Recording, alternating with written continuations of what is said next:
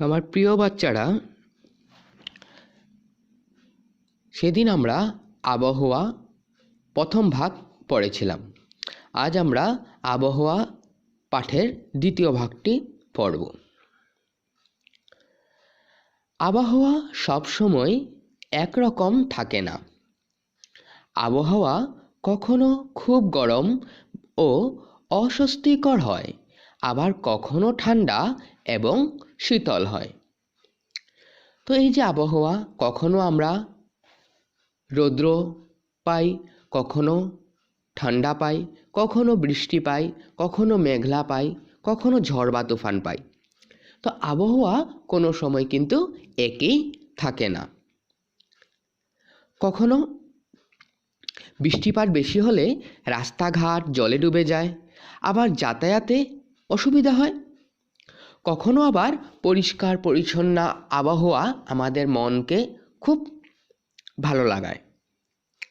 মধ্যে মধ্যে যখন আবার প্রচণ্ড বেগে ঝড় বা তুফান হয়, তখন মানুষের ঘরবাড়ি, গাছপালা ইত্যাদি ভেঙে যায় এবং বিদ্যুৎ সংযোগও বিচ্ছিন্ন করে। প্রায় প্রতিদিনই আমরা কম বেশি পরিমাণে আবহাওয়ার পরিবর্তন দেখতে পাই। তো এখন তোমরা দেখো, একটি সুন্দর বক্স বানানো আছে।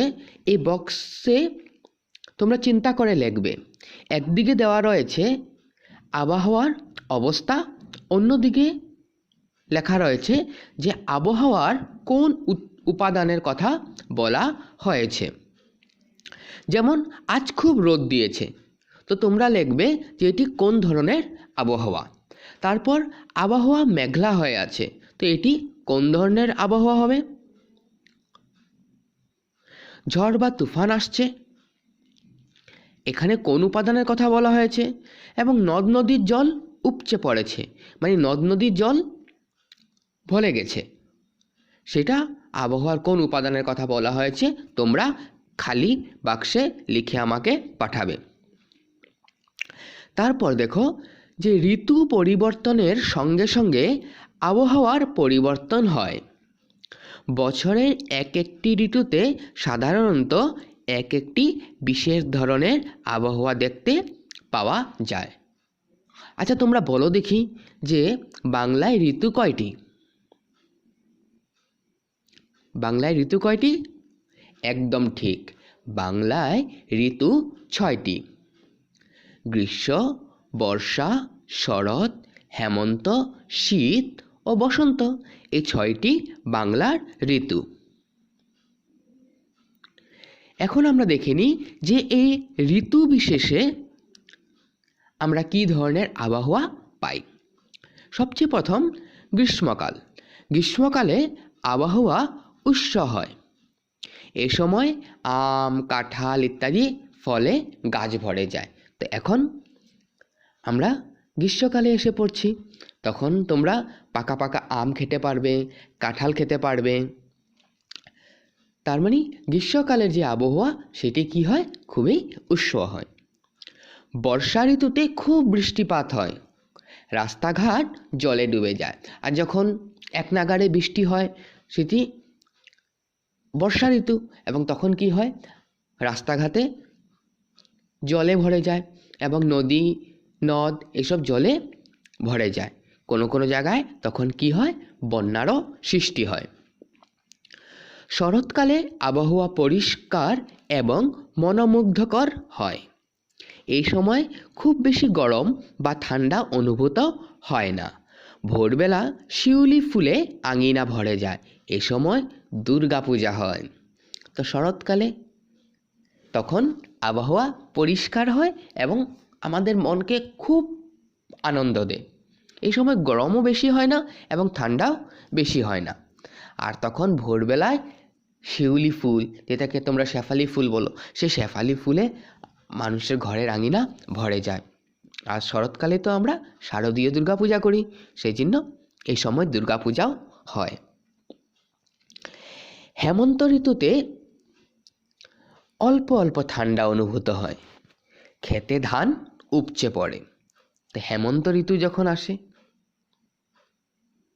শরৎকালের পরে, তখন সেই ঋতুতে কি হয়, অল্প অল্প ঠান্ডা অনুভূত হয়।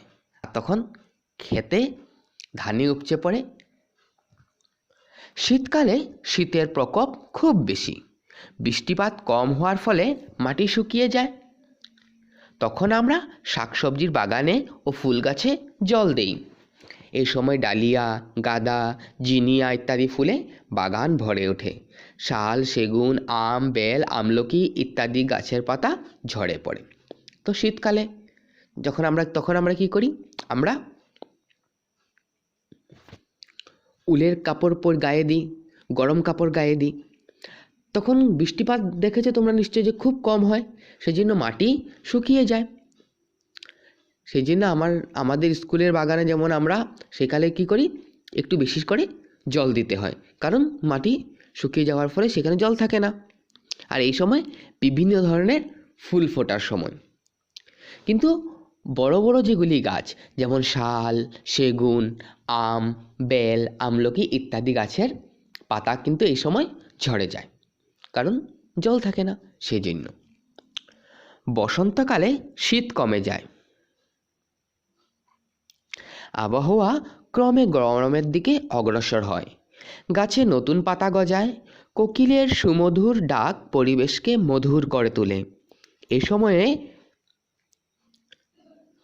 পরগাছার ফুল বা কপৌফুল ফুটে। অসমে এই সময় চৈত্র সংক্রান্তি বা বহাগ বিহু পালন করা হয়।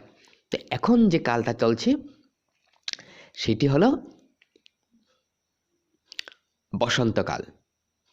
বসন্তকালে অসমের বিহু পালন করা হয়, যেটাকে আমরা বহাগ বিহু বলি, যাকে আমরা চৈত্র সংক্রান্তিও বলি।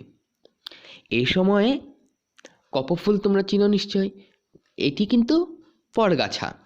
কপৌফুল একটি পরগাছা, অন্য গাছের উপরে জন্মায়, সাদা এবং গোলাপি কালারের হয়।